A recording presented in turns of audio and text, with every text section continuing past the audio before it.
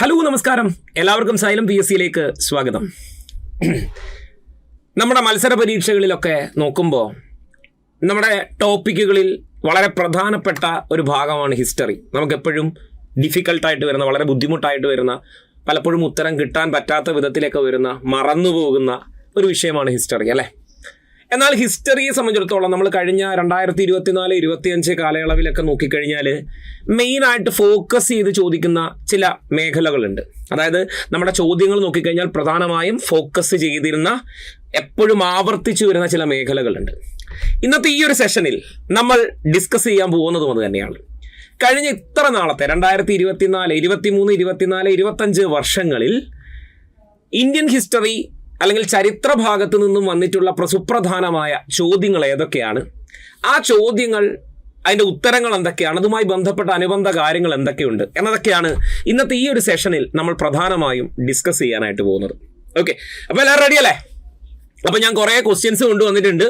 നിങ്ങൾക്ക് അറിയാമെന്നുണ്ടെങ്കിൽ നിങ്ങൾ എന്ത് ചെയ്യുക, ഓരോ ചോദ്യം കാണുമ്പോൾ നിങ്ങളുടെ മനസ്സിൽ തന്നെ നിങ്ങൾ അല്ലെങ്കിൽ ഒരു പേപ്പറിലെടുത്ത് നിങ്ങളുടെ ഉത്തരങ്ങൾ എഴുതി വയ്ക്കാനായി ശ്രമിക്കുക. ഓക്കെ, അപ്പോൾ നമുക്ക് പോയാലോ? ഓക്കെ, അപ്പൊ ഫസ്റ്റ് ചോദ്യം ഇങ്ങനെയാണ്: കപ്പലോട്ടിയ തമിഴൻ എന്ന് വിളിക്കപ്പെടുന്നത് ആരെ എന്നാണ് ചോദിച്ചിരിക്കുന്നത്. വളരെ സിമ്പിൾ ആയിട്ടുള്ളൊരു ചോദ്യമാണ്. കപ്പലോട്ടിയ തമിഴൻ എന്ന് വിളിക്കപ്പെടുന്നത് ആരെ എന്നതാണ് ചോദ്യം. ഓപ്ഷൻസ് ഉണ്ട്: VO Chidambaram Pillai, C Rajagopalachari, M Visvesvaraya, EV Ramaswamy Nayakkar എന്നിങ്ങനെ 4 ഓപ്ഷനുകളും ഇവിടെ പറഞ്ഞിട്ടുണ്ട്. അധികമൊന്നും ആലോചിക്കേണ്ടി വരില്ല നിങ്ങൾക്ക്, അല്ലേ? നമുക്കൊക്കെ അത്യാവശ്യം നന്നായിട്ട് അറിയാവുന്ന ഒരു പോയിന്റാണ്. കപ്പലോട്ടിയ തമിഴൻ എന്നറിയപ്പെടുന്നത് ആരെയാണ്? VO ചിദംബരം പിള്ളയാണ് ശരിയായ ഉത്തരം. VO ചിദംബരം പിള്ളയാണ് ശരിയായ ഉത്തരം. അതായത് ഈ പറയുന്ന ഭാഗം എന്ന് പറഞ്ഞാൽ പ്രധാനമായും VO ചിദംബരം പിള്ളയിലേക്ക് ചോദ്യം വരുമ്പോൾ PSC എപ്പോഴും കോൺസെൻട്രേറ്റ് ചെയ്തിരിക്കുന്ന ഒരു ഭാഗമുണ്ട്, എപ്പോഴും വരുന്നൊരു ഭാഗം. അത് നമ്മുടെ സ്വദേശി പ്രസ്ഥാനം അല്ലെ, ബംഗാൾ വിഭജനത്തെ തുടർന്നുണ്ടായ സ്വദേശി പ്രസ്ഥാനം 1905 ഓഗസ്റ്റ് 7 രൂപീകരിക്കപ്പെട്ട സ്വദേശി പ്രസ്ഥാനം, അല്ലെ? ആ സ്വദേശി പ്രസ്ഥാന കാലത്ത് ദേശീയ തലത്തിൽ തന്നെ രൂപീകരിക്കപ്പെട്ട നിരവധി സംഘടനകളും പ്രസ്ഥാനങ്ങളും ഒക്കെ ഉണ്ടായിരുന്നു. അതിൽ 1906 VO ചിദംബരം പിള്ളയുടെ നേതൃത്വത്തിൽ രൂപീകരിക്കപ്പെട്ട ഒരു പ്രസ്ഥാനമായിരുന്നു സ്വദേശി സ്റ്റീം നാവിഗേഷൻ കമ്പനി എന്ന് പറയുന്നത്, അല്ലെ? സ്വദേശി സ്റ്റീം നാവിഗേഷൻ കമ്പനി. ഈ സ്വദേശി സ്റ്റീം നാവിഗേഷൻ കമ്പനി അല്ലെങ്കിൽ അതിൻ്റെ രൂപീകരണത്തിൽ പ്രധാനമായും മുൻകൈയെടുത്തൊരു വ്യക്തിയായിരുന്നു ആര്? നമ്മുടെ VO ചിദംബരം പിള്ള. അതായത് തമിഴ്നാട്ടിൽ സ്വദേശി പ്രസ്ഥാനത്തിന് പ്രധാനമായും നേതൃത്വം നൽകിയ ഒരു വ്യക്തിയായിരുന്നു ആര്? നമ്മുടെ VO ചിദംബരം പിള്ള.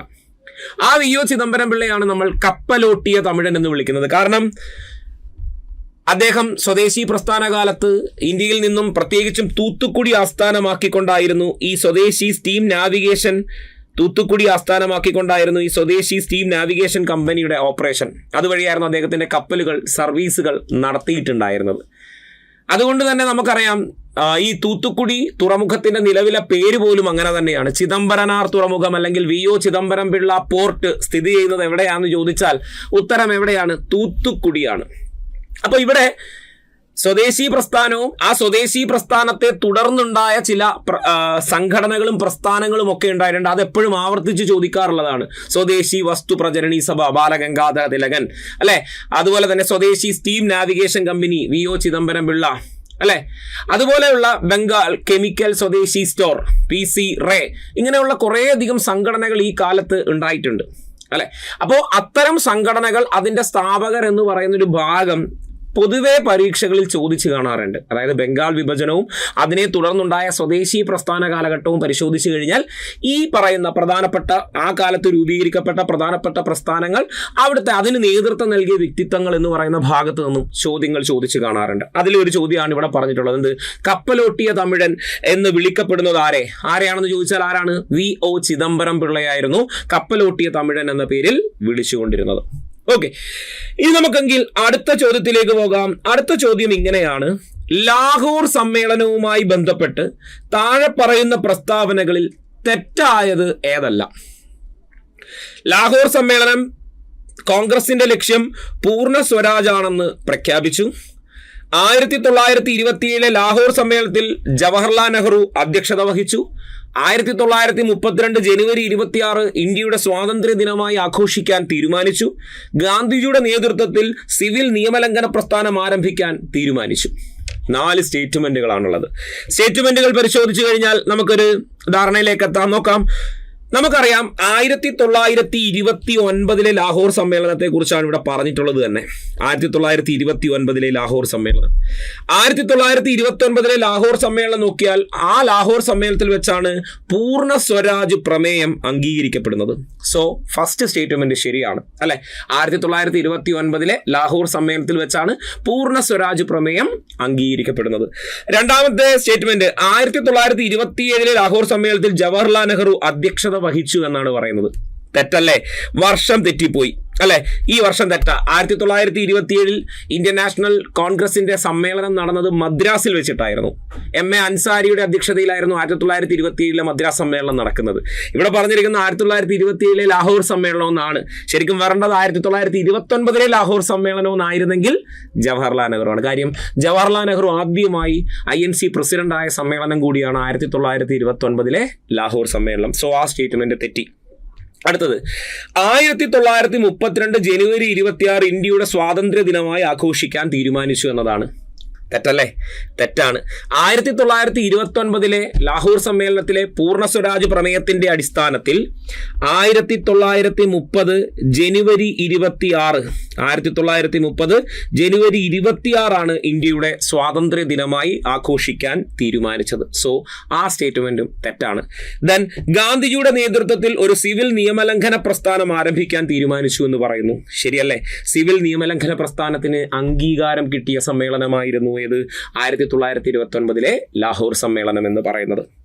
സോ ഇവിടുത്തെ നമുക്ക് ഉത്തരത്തിലേക്ക് വരുവാണെന്നുണ്ടെങ്കിൽ ഇവിടെ ചോദിച്ചിട്ടുള്ളത് തെറ്റായത് ഏതെല്ലാം എന്നാണ്. അപ്പോൾ തെറ്റായത് 2ഉം 3ഉമാണ്. അതായത് ഓപ്ഷൻ ബി ആണ് നമുക്കിവിടെ ശരിയായി വരുന്നത്. ശരിയല്ലേ? 2ഉം 3ഉമാണ് ശരിയായ ഉത്തരം. എല്ലാവരും മാക്സിമം എന്ത് ചെയ്യുക, ഉത്തരങ്ങളൊക്കെ കിട്ടുവാണെങ്കിൽ അപ്പം തന്നെ കമൻറ്റ് ചെയ്തോളൂ. ഓക്കെ, അപ്പോൾ 2ഉം 3ഉമാണ് നമുക്ക് ശരിയായി വരുന്ന ഉത്തരം എന്ന് പറയുന്നത്. ഓക്കെ, ഇനി ലാഹോർ സമ്മേളനവുമായിട്ട് ബന്ധപ്പെട്ട് ഓർത്തിരിക്കേണ്ട 2 വർഷങ്ങൾ ഞാൻ പറഞ്ഞുതരാം. ഒന്ന്, ഞാൻ പറഞ്ഞല്ലോ, പൂർണ്ണ സ്വരാജ് പ്രമേയം അംഗീകരിച്ച സമ്മേളനമാണ് 1929 ലാഹോർ സമ്മേളനം എന്ന് പറയുന്നത്. പൂർണ്ണ സ്വരാജ് പ്രമേയം അംഗീകരിച്ച സമ്മേളനമായിരുന്നു 1929 ലാഹോർ സമ്മേളനം. ഇതിന്റെ ബേസിസിലായിരുന്നു 1929 ഡിസംബർ 31 1929 ഡിസംബർ 31 ഇന്ത്യയുടെ പതാക രവി നദിയുടെ തീരത്ത് ജവഹർലാൽ നെഹ്റു ഉയർത്തുകയുണ്ടായി അല്ലെ. ജവഹർലാൽ നെഹ്റു ഉയർത്തി എന്നതൊരു പോയിന്റാണ്. ഓക്കെ, പൂർണ്ണ സ്വരാജ് പ്രമേയത്തിന്റെ അടിസ്ഥാനത്തിൽ 1930 ഡിസംബർ 31 ഇന്ത്യയുടെ പതാക രവി നദിയുടെ തീരത്ത് ആര് ഉയർത്തുന്നു? ജവഹർലാൽ നെഹ്റു ഉയർത്തുന്നു. തുടർന്നാണ് എന്തായി പ്രഖ്യാപിക്കുന്നത്? 1930 ജനുവരി 26 ഇന്ത്യയുടെ സ്വാതന്ത്ര്യ ദിനമായി ആഘോഷിച്ചത്.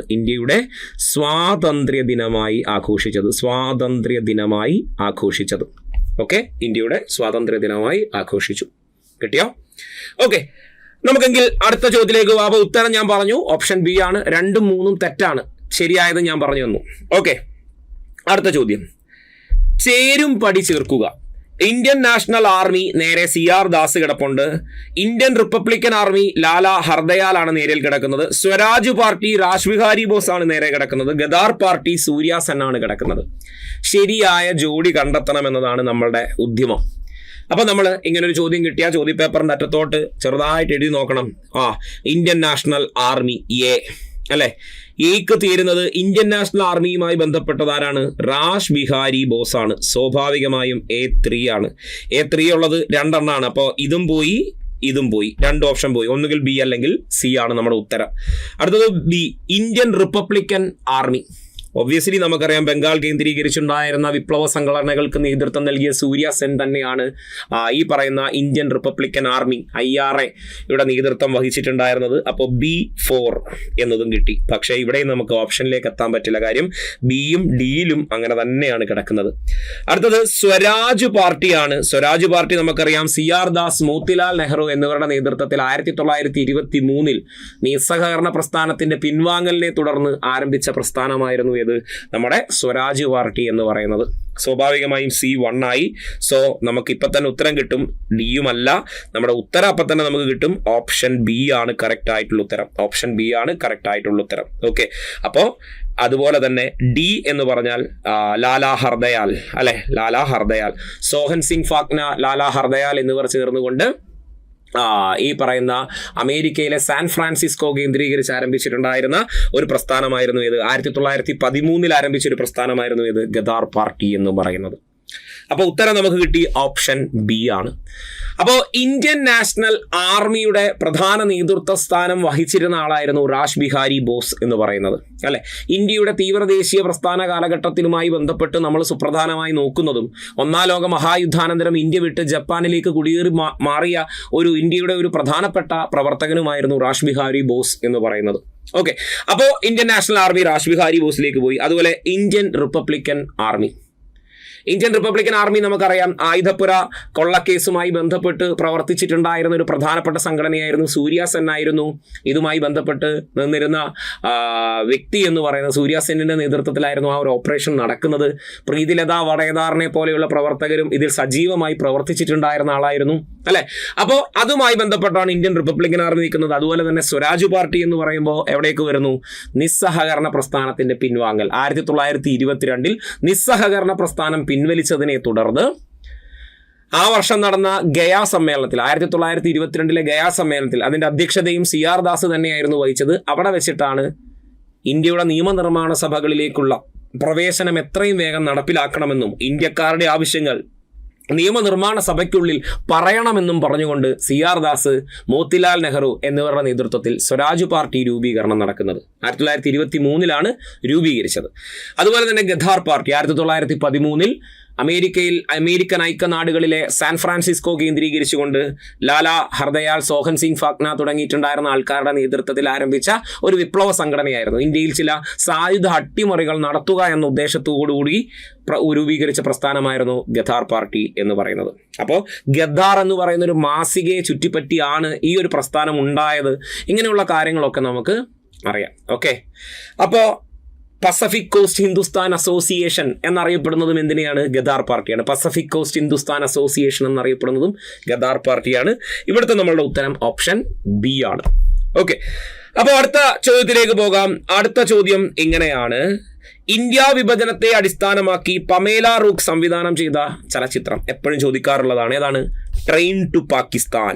ഓക്കെ, ഏതാണ് ചലച്ചിത്രം? ട്രെയിൻ ടു പാകിസ്ഥാൻ ആണ് ആ ചലച്ചിത്രം. ഇന്ത്യ വിഭജനത്തെ അടിസ്ഥാനമാക്കി പമേല റൂക്സ് സംവിധാനം ചെയ്ത ചലച്ചിത്രമായിരുന്നു എന്ത്? ട്രെയിൻ ടു പാകിസ്ഥാൻ എന്ന് പറയുന്നത്. ട്രെയിൻ ടു പാകിസ്ഥാൻ എന്ന് പറയുന്നത്. മനസ്സിലായോ? മനസ്സിലാകുന്നുണ്ടോ? അപ്പോൾ അതുപോലെ തന്നെ ഇതിൻ്റെ ഓപ്ഷനുകളിലേക്ക് നോക്കിക്കഴിഞ്ഞാൽ ഇന്ത്യ വിഭജനത്തെ അടിസ്ഥാനമാക്കി വന്നിട്ടുള്ള 2 ചലച്ചിത്രങ്ങൾ, സുപ്രധാനമായ ചലച്ചിത്രങ്ങളാണ് താഴെ പറഞ്ഞിട്ടുള്ളത്. ഒന്ന് തമസ് എന്ന് പറയുന്ന ചിത്രവും മറ്റൊന്ന് മേഘേ ദാക്കദാരെ എന്ന് പറയുന്ന ചിത്രവും. ഇതിൽ മേഘേ ദാക്കദാരയും ഇന്ത്യ വിഭജനത്തെ ആസ്പദമാക്കി തന്നെ പുറത്തിറങ്ങിയിട്ടുണ്ടായിരുന്ന ചലച്ചിത്രമായിരുന്നു.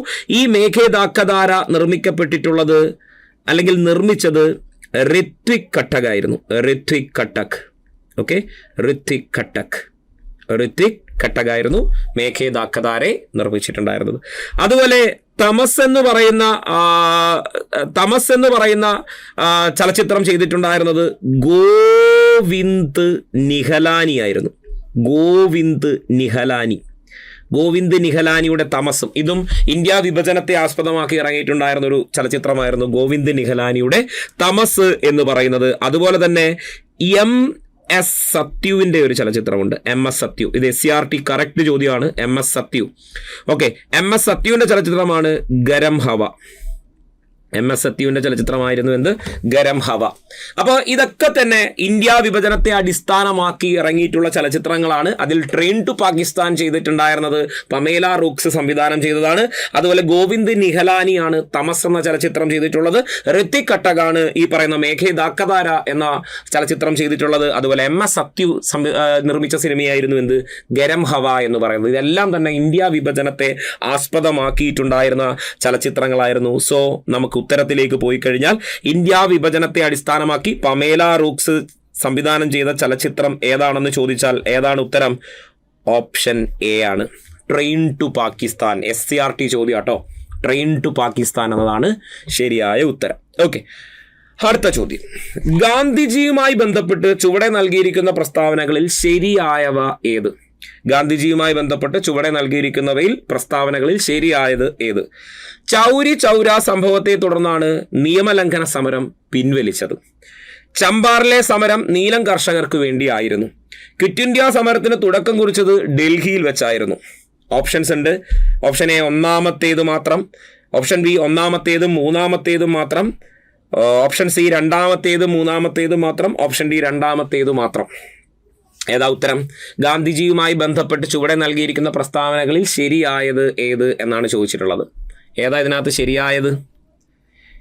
ചൗരി ചൗര സംഭവത്തെ തുടർന്ന് നിയമലംഘന സമരം പിൻവലിച്ചു എന്ന്. തെറ്റല്ലേ? ചൗരി ചൗര സംഭവത്തെ തുടർന്ന് പിൻവലിക്കപ്പെട്ടത് നിസ്സഹകരണ പ്രസ്ഥാനമായിരുന്നു. ഗാന്ധിജിയുടെ ഇന്ത്യയിലെ ആദ്യത്തെ ദേശീയതല പ്രക്ഷോഭമായിരുന്നു നിസ്സഹകരണ പ്രസ്ഥാനം. ഓക്കെ, നിസ്സഹകരണ പ്രസ്ഥാനം. നിസ്സഹകരണ പ്രസ്ഥാനം 1920 തുടങ്ങി 1922 ചൗരി ചൗര സംഭവത്തെ തുടർന്ന് നിസ്സഹകരണ പ്രസ്ഥാനം ഗാന്ധിജി എന്ത് ചെയ്തു? പിൻവലിച്ചു. ഗാന്ധിജിയുടെ രണ്ടാമത്തെ ദേശീയതല പ്രക്ഷോഭമായിരുന്നു എന്ത്? നിയമലംഘന പ്രസ്ഥാനം എന്ന് പറയുന്നത്. 1930 ആരംഭിച്ചത്.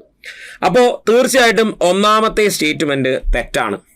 അടുത്തത്, ചമ്പാരനിലെ സമരം നീലം കർഷകർക്ക് വേണ്ടിയാണ്. ഒബ്വിയസ്ലി ആണ്. 1917 ഗാന്ധിജിയുടെ ഇന്ത്യയിലെ ആദ്യത്തെ സത്യാഗ്രഹ സമരമായിരുന്നു ഇത്, ചമ്പാരൻ സത്യാഗ്രഹം. അവിടുത്തെ നീലം കർഷകരുടെ മേൽ ചാർത്തിയിട്ടുണ്ടായിരുന്ന നികുതി സമ്പ്രദായങ്ങളും ഭൂപരിഷ്കരണ സമ്പ്രദായ വ്യവസ്ഥകളും ഒക്കെ ആയിരുന്നു ചമ്പാരനിലെ പ്രശ്നവുമായി ബന്ധപ്പെട്ടത്. അത് ശരിയാണ്. ക്വിറ്റ് ഇന്ത്യ സമരത്തിന് തുടക്കം കുറിച്ചത് ഡൽഹിയിൽ വെച്ചിട്ടായിരുന്നു എന്നൊരു സ്റ്റേറ്റ്മെന്റ് കിടക്കുന്നുണ്ട്. ശരിയാണോ? അല്ല. ബോംബെയിലെ ഗോവാലിയ ടാങ്ക് മൈതാനത്തിൽ, അല്ലെങ്കിൽ ഇന്നത്തെ അതിൻ്റെ പേര് ഓഗസ്റ്റ് ക്രാന്തി മൈതാനത്ത് വെച്ചാണ് എന്താരംഭിക്കുന്നത്? ക്വിറ്റ് ഇന്ത്യ സമരത്തിന് തുടക്കം കുറിച്ചത്. സോ ഈ സ്റ്റേറ്റ്മെന്റും തെറ്റാണ്. ഇവിടെ നമുക്ക് ചോദിച്ചിട്ടുള്ളത് ശരിയായവ ഏത് എന്ന് തന്നെയാണ്. അപ്പോൾ ഇവിടെ ശരിയായതെന്ന് പറഞ്ഞാൽ നമുക്ക് ആകെയുള്ളത് രണ്ടാമത്തേത് മാത്രമാണെന്ത് നമുക്ക് ശരിയായിട്ടുള്ളത്. ഓപ്ഷൻ ഡി ആണ് നമുക്കിപ്പോൾ ഉത്തരമായി പറയാൻ പറ്റുക, അല്ലേ? ഇനി ഒന്നാമത്തെ സ്റ്റേറ്റ്മെന്റ് ഒന്ന് ശരിയാക്കാൻ നോക്കിയാൽ നമുക്ക് എങ്ങനെ ശരിയാക്കാം? ചൗരി ചൗര സംഭവത്തെ തുടർന്നാണ് നിയമലംഘന സമരം പിൻവലിച്ചതെന്ന് പറഞ്ഞു. ആക്ച്വലി നിയമലംഘന പ്രസ്ഥാനം താൽക്കാലികമായി പിൻവലിക്കാൻ കാരണമായ ഒരു ഉടമ്പടിയുണ്ട്. ഏതാണെന്നറിയാമോ? നിയമലംഘന പ്രസ്ഥാനം താൽക്കാലികമായി നിർത്തിവെക്കാൻ കാരണമായ ഒരു ഉടമ്പടിയുണ്ട്. അത് 1931 ഗാന്ധി ഇർവിൻ പാക്ട് അല്ലെങ്കിൽ ഉടമ്പടി, ഗാന്ധി ഇർവിൻ പാക്ട് അല്ലെങ്കിൽ ഗാന്ധി ഇർവിൻ ഉടമ്പടി അല്ലെങ്കിൽ ഡൽഹി പാക്റ്റിന്റെ അടിസ്ഥാനത്തിലായിരുന്നു നിയമലംഘന പ്രസ്ഥാനം താൽക്കാലികമായി നിർത്തിവെക്കുകയും രണ്ടാം വട്ടമേശ സമ്മേളനത്തിൽ ഗാന്ധിജി പങ്കെടുക്കാൻ പോവുകയും ചെയ്തത്. അവിടെ ആകെ കിട്ടാവുന്ന ഒരു പോയിന്റ് അവിടെയാണ്. അതുപോലെ ചമ്പാരൻ സമരം നീലം കർഷകർക്ക് വേണ്ടിയാണ്. അവിടുത്തെ തിങ്കതിയ വ്യവസ്ഥയ്ക്കെതിരെയായിരുന്നു എന്ത് നടന്നത്? ചമ്പാരൻ സത്യാഗ്രഹം നടന്നത്. ക്വിറ്റ് ഇന്ത്യ സമരത്തിന് തുടക്കം കുറിച്ചത് ഡൽഹിയിൽ വെച്ചല്ല, ബോംബെയിലെ ഗോവാലിയ ടാങ്ക് മൈതാനത്തിൽ ചേർന്നിട്ടുണ്ടായിരുന്ന കോൺഗ്രസ് കമ്മിറ്റി യോഗത്തിൽ വെച്ചിട്ടാണ് ഈ ക്വിറ്റ് ഇന്ത്യ സമരത്തിന് തുടക്കം കുറിച്ചത്. സോ നമ്മുടെ ഇവിടുത്തെ സ്റ്റേറ്റ്മെന്റ് പ്രകാരം രണ്ടാമത്തേത് മാത്രമേ നമുക്ക് എന്തുള്ളൂ ശരിയായി പറയാൻ പറ്റത്തുള്ളൂ. ഓക്കെ, അടുത്തത്, ഇന്ത്യൻ നാഷണൽ കോൺഗ്രസിന്റെ പ്രഥമ സമ്മേളനത്തിന്റെ അധ്യക്ഷൻ ആരായിരുന്നു? ആദ്യ സമ്മേളനത്തിന്റെ പ്രസിഡന്റ് ആരായിരുന്നു എന്നാണ് ചോദിച്ചേക്കുന്നത്. സിമ്പിൾ ചോദ്യം അല്ലേ? Option A A.O. Hume, option B W.C. Banerjee, option C Dadabhai Naoroji, option D Firoz Shah Mehta. 4 options, 4 നല്ല പ്രധാനപ്പെട്ട ആൾക്കാരെ തന്നെ ഓപ്ഷനിൽ ഇട്ടിട്ടുണ്ട്. ഇന്ത്യൻ നാഷണൽ കോൺഗ്രസിന്റെ പ്രഥമ സമ്മേളനത്തിൽ അധ്യക്ഷൻ ആരായിരുന്നു എന്നാണ് ചോദിച്ചത്. ആദ്യ സമ്മേളനത്തിന്റെ പ്രസിഡന്റ് ആരായിരുന്നു എന്ന് ചോദിച്ചാൽ ഒരു സംശയവും വേണ്ട, WC ബാനർജി തന്നെയാണ് പ്രസിഡന്റ്. ഭാഗ്യത്തിന് നമ്മളോട് പ്രസിഡന്റാണ് ചോദിച്ചത്. പക്ഷെ ഇവിടെ കാണും കയറി ആദ്യത്തെ സെക്രട്ടറി എന്ന് ചോദിച്ചിരുന്നെങ്കിൽ നമുക്ക് WC ബാനർജി എഴുതാനുള്ള ടെൻഡൻസിയും കൂടും, ചാടിക്കേറി ഉത്തരവ് എഴുതും. പക്ഷേ ആദ്യ സെക്രട്ടറി എന്ന് പറഞ്ഞാൽ ആരാണ്? WC ബാനർജി ആണോ? അല്ല, AO ഹ്യൂമാണ്. അതിൻ്റെ രൂപീകരണത്തിന് മുൻകൈയെടുക്കുകയും ആദ്യത്തെ ജനറൽ സെക്രട്ടറി ആയിരുന്ന വ്യക്തിയായിരുന്നു ആര്? അലൻ ഒക്ടോവിയൻ ഹ്യൂം എന്ന AO ഹ്യൂം. ആദ്യത്തെ ജനറൽ സെക്രട്ടറി ആയിരുന്നു ആര്? അലൻ ഒക്ടോവിയൻ ഹ്യൂം എന്ന AO ഹ്യൂം എന്ന് പറയുന്നത്. ഓക്കെ, അപ്പോൾ ഇന്ത്യൻ നാഷണൽ കോൺഗ്രസിന്റെ പ്രഥമ സമ്മേളനം അല്ലെങ്കിൽ INCയുടെ രൂപീകരണത്തിന് മുൻകൈ എടുത്ത ഒരു മുൻ ബ്രിട്ടീഷ് സിവിൽ സർവീസ് ഉദ്യോഗസ്ഥൻ കൂടിയായിരുന്നു ആര്? അലൻ ഒക്ടോവിയൻ ഹ്യൂം എന്ന് പറയുന്നത്. ഓക്കെ, അടുത്തത് ദാദാഭായ് നവറോജി എന്ന് പറഞ്ഞാൽ ഇന്ത്യൻ നാഷണൽ കോൺഗ്രസിന്റെ 2ാമത്തെ സമ്മേളനത്തിന്റെ അധ്യക്ഷനായിരുന്നു ദാദാഭായ് നവറോജി. അതായത് 1886 കൽക്കട്ട സമ്മേളനം. 1886 കൽക്കട്ട സമ്മേളനത്തിൽ അധ്യക്ഷനായി വരുന്നത് ദാദാഭായ് നവറോജിയാണ്. ഇന്ത്യൻ നാഷണൽ കോൺഗ്രസിന്റെ 2ാമത്തെ അധ്യക്ഷനായിരുന്നു ആര്? ദാദാഭായ് നവറോജി. അതുപോലെ INC പ്രസിഡന്റ് ആകുന്ന ആദ്യത്തെ പാഴ്സി വംശജനായിരുന്നു ആര്? ദാദാഭായ് നവറോജി. ആദ്യത്തെ പാഴ്സി വംശജൻ. INC പ്രസിഡന്റ് ആകുന്ന ആദ്യത്തെ പാഴ്സി വംശജനാണ്.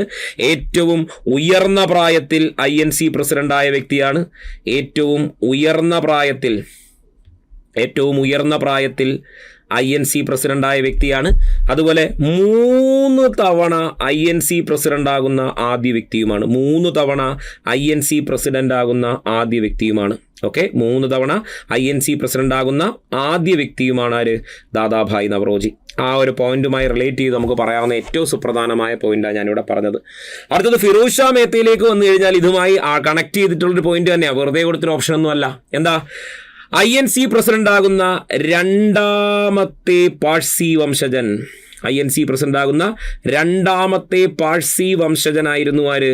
2ാമത്തെ പാഴ്സി വംശജനായിരുന്നു ആര്? ഫിറോസ് ഷാ മേത്ത എന്ന് പറയുന്നത്. 1890 കൽക്കട്ട സമ്മേളനത്തിന്റെ പ്രസിഡന്റായി വരുന്ന ഫിറോസ് ഷാ മേത്തയാണ് INC പ്രസിഡന്റാകുന്ന 2ാമത്തെ പാഴ്സി വംശജൻ എന്ന് പറയുന്നത്. കിട്ടിയോ? അപ്പോൾ ഇവിടെ നമ്മുടെ ഉത്തരം എന്തായാലും ഭാഗ്യത്തിന് B ആണ്. WC ബാനർജി അല്ലെങ്കിൽ വൊമേഷ് ചന്ദ്ര ബാനർജി ആയിരുന്നു ഇന്ത്യൻ നാഷണൽ കോൺഗ്രസിന്റെ പ്രഥമ സമ്മേളനത്തിന്റെ അധ്യക്ഷത വഹിച്ചിട്ടുണ്ടായിരുന്നത്. ഓക്കെ, ശരി, അടുത്ത ചോദ്യത്തിലേക്ക് പോവാം. സർവേന്ത്യ മുസ്ലിം ലീഗ് രൂപീകരിച്ച സ്ഥലം ഏത്? സർവേന്ത്യ അല്ലെങ്കിൽ അഖിലേന്ത്യാ മുസ്ലിം ലീഗ് രൂപീകരിച്ചത് എവിടെ വെച്ചാണ്? ധാക്കയിൽ വെച്ചാണ് അല്ലേ? ആഗാഖാൻ നവാബ് സലീമുള്ള, ധാക്കയുടെ നവാബായിരുന്ന നവാബ്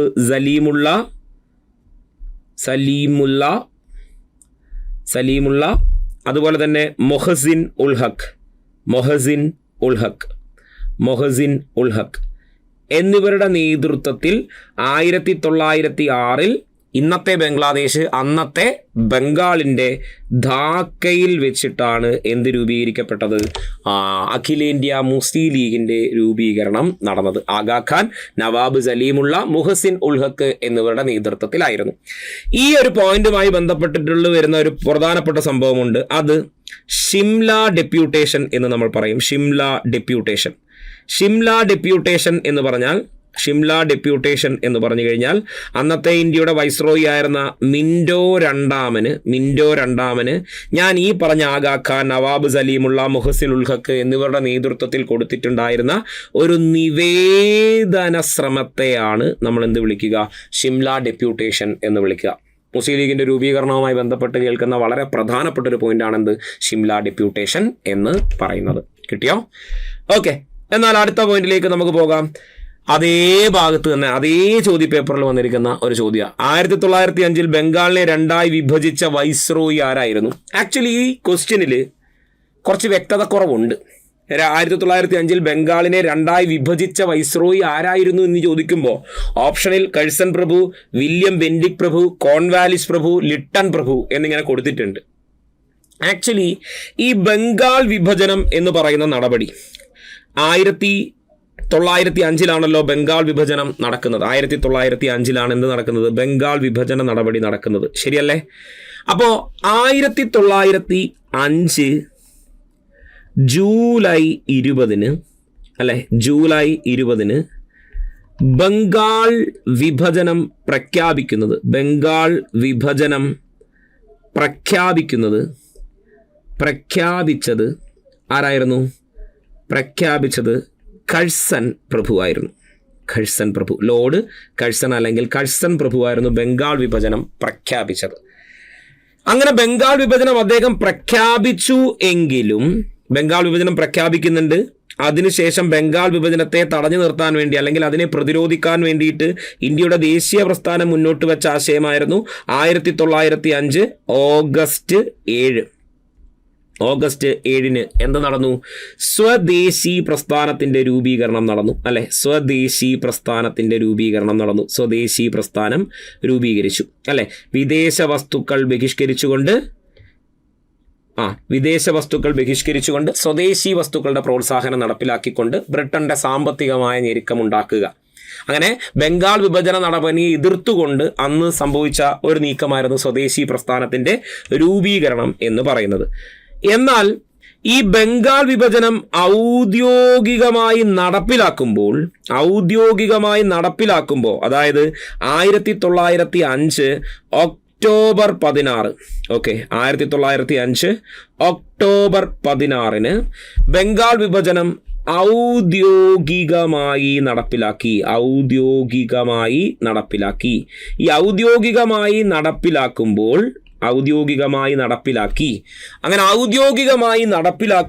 ഇന്ത്യയുടെ വൈസ്രോയി ആയിരുന്നത് മിന്റോ രണ്ടാമനാണ്. മിന്റോ രണ്ടാമനായിരുന്നു ഈ സമയത്ത് ഇന്ത്യയുടെ വൈസ്രോയി എന്ന് പറയുന്നത്. മിന്റോ രണ്ടാമനായിരുന്നു. അപ്പോൾ അതവിടെ ശ്രദ്ധിക്കേണ്ട ഒരു പോയിന്റാണ്. അപ്പം നമ്മുടെ ചോദ്യത്തിൽ ചോദിച്ചിട്ടുള്ളതിൽ ഒരു ചെറിയ വ്യക്തത കുറവെന്ന് പറഞ്ഞാൽ പ്രഖ്യാപിച്ചതെന്നോ ഔദ്യോഗികമായി നടപ്പിലാക്കുന്നതെന്നോ ഒന്നും പറഞ്ഞിട്ടില്ല. അപ്പോൾ സ്വാഭാവികമായിട്ട് നമുക്ക് ഏത് ഉത്തരത്തിലേക്ക് പോകാൻ പറ്റും? കഴ്സൺ പ്രഭുവിലേക്ക് തന്നെ ഉത്തരത്തിലേക്ക് പോകാൻ പറ്റും. ബംഗാൾ വിഭജനം നടപ്പിലാക്കിയത് അല്ലെങ്കിൽ രണ്ടായി വിഭജിച്ചത് ആരായിരുന്നു എന്ന് ചോദിച്ചാൽ as per hour option A ആണ്, കഴ്സൺ പ്രഭുവാണ് അല്ലെ? അപ്പോൾ നമ്മുടെ ഓപ്ഷൻ പ്രകാരം ഏത് ഓപ്ഷനിലേക്ക് പോകാം? കഴ്സൺ പ്രഭുവിലേക്ക് പോകാം. അപ്പോൾ ബംഗാൾ വിഭജന നടപടികളിലെ വളരെ സുപ്രധാനമായൊരു വർഷങ്ങളാണ് ഞാൻ ഇവിടെ പറഞ്ഞിട്ടുള്ളത്. ഇനി ഇതിൽ ഓർക്കേണ്ട വേറൊരു പോയിന്റ് ഞാൻ പറഞ്ഞുതരാം. വേറൊരു പോയിന്റ് എന്ന് പറഞ്ഞാൽ ഓഗസ്റ്റ് 7 എന്ന ഈ വർഷം, ബംഗാൾ വിഭജനം പ്രഖ്യാപിച്ച ഓഗസ്റ്റ് 7 എന്ന് പറയുന്ന ഈ ഒരു വർഷത്തിന് എന്തെങ്കിലും പ്രത്യേകതയുണ്ടോ? ഉണ്ട്. 2015 മുതൽ ഇന്ത്യയിൽ ദേശീയ കൈത്തറി ദിനമായി ആഘോഷിക്കുന്നത്, കൈത്തറി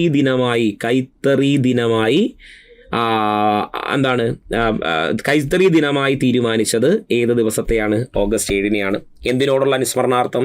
ഈ പറയുന്ന സ്വദേശി പ്രസ്ഥാനം. കാരണം സ്വദേശി പ്രസ്ഥാനം മുന്നോട്ട് വെച്ച ആശയം എന്താ?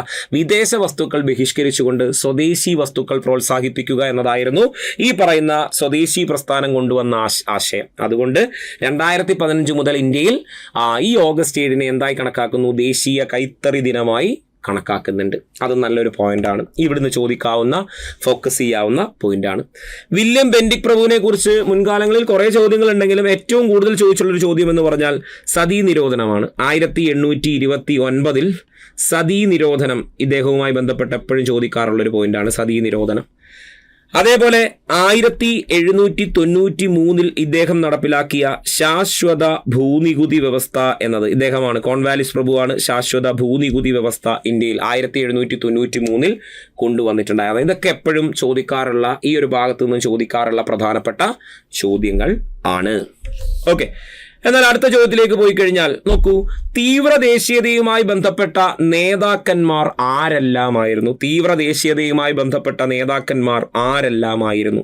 ബാലഗംഗാധര തിലക്, ദാദാഭായ് നവറോജി, ലാലാ ലജ്പത് റായ്, ഗോപാലകൃഷ്ണ ഗോഖലെ. തീവ്ര ദേശീയതയാണ്. നമ്മൾ അതിനെപ്പോഴും ഒരു വാക്ക് പഠിച്ചു വയ്ക്കാറുണ്ടല്ലേ, ലാൽ ബാൽ പാൽ എന്നൊക്കെ പറഞ്ഞിട്ട് നമ്മൾ ലാൽ ബാൽ പാൽ എന്നൊക്കെ പറഞ്ഞിട്ട് നമ്മൾ ഇത് പഠിക്കും. എന്താ? ലാലാ ലജ്പത് റായ്, ബാലഗംഗാധര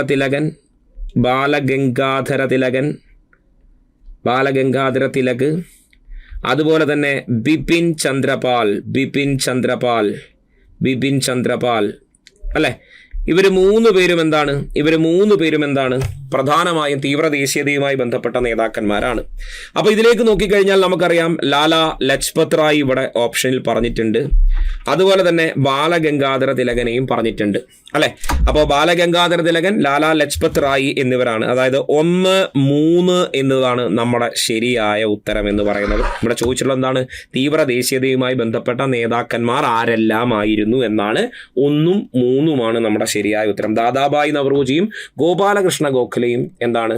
മിതവാദി നേതാക്കന്മാരാണ്. അപ്പോൾ ആസ് പെർ അവർ ഓപ്ഷൻ നമുക്ക് ഓപ്ഷൻ സിയിലേക്ക് പോകാം, 1, 3. അപ്പോൾ ഉറപ്പായും നിങ്ങൾ ഈ തീവ്ര ദേശീയ നേതാക്കന്മാർ അതുപോലെ തന്നെ മിതവാദി നേതാക്കന്മാരെയൊക്കെ എന്ത് ചെയ്യുക? തരം തിരിച്ചു പഠിക്കുക.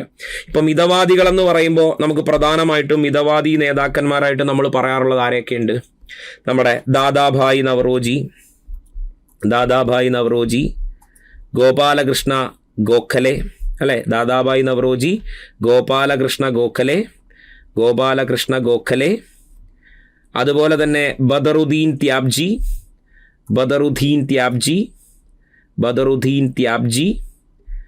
അതുപോലെ ഫിറൂസ് ഷാ മേത്ത എക്സെട്ര അല്ലേ? ഇവരായിരുന്നു എന്ത്? പ്രധാനമായിട്ടുള്ള മിതവാദി നേതാക്കൾ എന്ന് പറയുന്നത്. ഇവരായിരുന്നു പ്രധാനപ്പെട്ട മിതവാദി നേതാക്കൾ എന്ന് നമുക്ക് പറയാവുന്ന സുപ്രധാനമായ പോയിന്റുകൾ. ഓക്കെ അല്ലേ? ഓക്കെ ആണ്. ഓക്കെ, അപ്പോൾ നമുക്ക് നോക്കാം. അടുത്തൊരു ചോദ്യം കൂടി നോക്കൂ. താഴെ കൊടുത്ത പ്രസ്താവനകളിൽ ഇന്ത്യൻ നാഷണൽ കോൺഗ്രസിന്റെ 1929 ലാഹോർ സമ്മേളനവുമായി ബന്ധമില്ലാത്തത് ഏത് എന്നാണ്. കോൺഗ്രസിന്റെ ലക്ഷ്യം പൂർണ്ണ സ്വരാജ് ആണെന്ന് പ്രഖ്യാപിച്ചു. ജവഹർലാൽ നെഹ്റു കോൺഗ്രസിന്റെ അധ്യക്ഷനായി. സിവിൽ നിയമലംഘന സമരം ആരംഭിക്കാൻ തീരുമാനിച്ചു. 1930 ഓഗസ്റ്റ് 15 സ്വാതന്ത്ര്യ ദിനമായി ആചരിക്കാൻ തീരുമാനിച്ചു. നമ്മൾ കുറച്ചു മുമ്പേ ഡിസ്കസ് ചെയ്ത പാർട്ടായിരുന്നു അല്ലേ? ഇതിനകത്ത് തെറ്റ് ഏതാണ്? ഇത് തന്നെയാണ് തെറ്റ് അല്ലേ? അവിടെ എന്താ ശരിയായിട്ട് വരേണ്ടിയിരുന്നത്? ഇവിടെ ശരിയായ ഉത്തരം എന്ന് പറഞ്ഞാൽ 1930 ജനുവരി 26 ആയിരുന്നു വരേണ്ടത് അല്ലേ? ജനുവരി 26 ആയിരുന്നു വരേണ്ടത്. പക്ഷേ ഇവിടെ 1930 ഓഗസ്റ്റ് 15 ഈ ദിനത്തിന്റെ അനുസ്മരണാർത്ഥമാണ് പിൽക്കാലത്ത് ഇന്ത്യ റിപ്പബ്ലിക് ആകുമ്പോൾ നമ്മുടെ റിപ്പബ്ലിക് ദിനം ജനുവരി 26 ആകുന്നതിനുമുള്ള കാരണം ഇതായിരുന്നു. സോ നമ്മുടെ ഉത്തരം 4 മാത്രം. കാര്യം ഇവിടെ ചോദിച്ചത് ബന്ധമില്ലാത്തത് ഏത് എന്നാണ്. ഓക്കെ, ബന്ധമില്ലാത്തത് ഏത് എന്നാണ് ചോദിച്ചിട്ടുള്ളത്. മനസ്സിലായോ? ഓക്കെ, അപ്പോൾ നമുക്ക് അടുത്ത ചോദ്യത്തിലേക്ക് പോകാം. 1857 കലാപത്തിൽ നാനാ സാഹിബ് നേതൃത്വം നൽകിയ സ്ഥലം ഏത് എന്നതാണ് അടുത്ത ചോദ്യം. 1857 റിവോൾട്ടുമായി ബന്ധപ്പെട്ട ചോദ്യം, എപ്പോഴും ചോദിക്കാറുള്ള ചോദ്യമാണ്. 1857 കലാപത്തിൽ നാനാ സാഹിബ് നേതൃത്വം നൽകിയ സ്ഥലം ഏതായിരുന്നു? ഡൽഹി, ലക്നൗ, കാൺപൂർ, ഝാൻസി. 4 ഓപ്ഷനുകളുണ്ട്. 1857 കലാപത്തിൽ നാനാ സാഹിബ് നേതൃത്വം നൽകിയ സ്ഥലം ഏതായിരുന്നു എന്നതാണ് ചോദ്യം. അപ്പോൾ എപ്പോഴും ഇതേ പാറ്റേണിൽ തന്നെ നമുക്ക് എപ്പോഴും ചോദ്യങ്ങൾ ചോദിച്ചു കാണാറുള്ളൊരു മേഖലയുണ്ട്. അതിതാണ്. നോക്കൂ, 1857 ഒന്നാം സ്വാതന്ത്ര്യ സമരവുമായി ബന്ധപ്പെട്ട നേതാക്കന്മാരും അവർ സമരം നയിച്ച സ്ഥലങ്ങളും നൽകിയിരിക്കുന്നു. ഇവയെ ശരിയായ രീതിയിൽ ക്രമപ്പെടുത്തുക. ഈ 2 പാറ്റേണുകളിൽ എപ്പോഴും ചോദ്യം ചോദിക്കാറുണ്ട്. നന്നായി നോക്കിയിട്ട് പോകണം. ഇവിടെ 1857 കലാപത്തിൽ നാനാ സാഹിബ് നേതൃത്വം നൽകിയത് എവിടെയായിരുന്നു? കാൺപൂരാണ് ശരിയായ ഉത്തരം അല്ലെ? കാൺപൂരിൽ നാനാ സാഹിബ്, താന്തിയ തോപ്പി എന്നിവരുടെ നേതൃത്വത്തിലായിരുന്നു നടന്നത്. ഡൽഹിയിലോ ബഹദൂർ ഷാ രണ്ടാമൻ അല്ലെങ്കിൽ ബഹദൂർ ഷാ സഫർ 2ഉം ബക്ത് ഖാനുമാണ്. ലക്നൌവിലേക്ക് വന്നു കഴിഞ്ഞാൽ ബീഗം ഹസ്രത് മഹലായിരുന്നു അല്ലെ? അതേപോലെ ഝാൻസിയിൽ റാണി ലക്ഷ്മിഭായിയുമായിരുന്നു ഝാൻസിയിലേക്ക് വരുന്നത് അല്ലെ? ഇതേ പാറ്റേണിൽ ഞാൻ അടുത്ത ചോദ്യം കൂടി പറയുകയാണ്. നോക്കൂ, ബഹദൂർ ഷാ രണ്ടാമൻ എവിടെയാണ്? 1 ബഹദൂർ ഷാ രണ്ടാമൻ ഞാൻ പറഞ്ഞു 1 സി ആണ്. ഷാമൽ രണ്ടാമത്തത് അല്ലേ? ജാട്ട് കർഷക ജനതയെ സംഘടിപ്പിച്ചുകൊണ്ട് 1857 കലാപത്തിന് നേതൃത്വം നൽകിയ വ്യക്തിയായിരുന്നു ഷാമൽ. അന്നത്തെ ബ്രിട്ടീഷുകാരുടെ ബംഗ്ലാവുകൾ പിടിച്ചെടുത്ത് അവയൊക്കെ തന്നെ നീതിയുടെ ഹോളാക്കി മാറ്റിയ കലാപകാരി ഷാമൽ ഉത്തർപ്രദേശിലെ ബറൌട്ട് പർഗാനയിലായിരുന്നു. സോ 2 ഡി ആണ്. അടുത്തത് മൗലവി അഹമ്മദുള്ള ഷാ. അല്ലെ, ഡെങ്കാഷ എന്നൊക്കെ അറിയപ്പെടുന്ന കലാപകാരി. മൗലവി അഹമ്മദുള്ള ഷാ നേതൃത്വം നൽകിയത് ഫൈസാബാദിലായിരുന്നു. അതുപോലെ 4 ബീഗം ഹസ്രത് മകൾ എവിടെയായിരുന്നു? ഓപ്ഷൻ ബി അല്ലെ, ലക്നൌവിലായിരുന്നു. So 1 C 2 D 3 A 4 B. 1 C 2 D 3 A 4 B. Option D ഇവിടെ കിടപ്പുണ്ട്. കണ്ടോ, ശരിയായ ഉത്തരം ഇങ്ങനെ കിട്ടും. അപ്പോൾ ഫോക്കസ്ഡ് ഏരിയ കുറച്ച് നമ്മൾ ഇന്ന് ഡിസ്കസ് ചെയ്തിട്ടുണ്ട്. പ്രധാനപ്പെട്ട കുറച്ച് ഫോക്കസ്ഡ് ഏരിയ ആണ്. അതുമായി ബന്ധപ്പെട്ട അനുബന്ധ വിവരങ്ങൾ കുറേയധികം ഞാൻ പറഞ്ഞു തന്നിട്ടുണ്ട്. എൻ്റെ മറ്റൊരു ഭാഗം നമുക്ക് കുറച്ചും കൂടി ക്വസ്റ്റ്യൻസ് എക്സാമിന് മുമ്പ് തന്നെ നമുക്ക് കുറച്ചും കൂടിയൊക്കെ ഡിസ്കസ് ചെയ്യാം, ഹിസ്റ്ററിയുമായി ബന്ധപ്പെട്ടിട്ടുള്ളത്. ഓക്കെ, അപ്പോൾ ഇന്ന് ഈ പറഞ്ഞ കാര്യങ്ങൾ, ഈ ഒരു ഫോക്കസ്ഡ് ഏരിയ എന്തായാലും ഇന്ന് എല്ലാവരും ഇരുന്ന് നന്നായിട്ടൊന്ന് നോക്കി പഠിക്കാനായിട്ട് ശ്രമിക്കുക. ഓക്കെ, അപ്പോൾ നമുക്ക് എന്ത് ചെയ്യാം, വീണ്ടും അടുത്തൊരു സെഷനിൽ വീണ്ടും കാണാം. തൽക്കാലം ഞാൻ വൈൻഡപ്പ് ചെയ്യാണ്. ബൈ.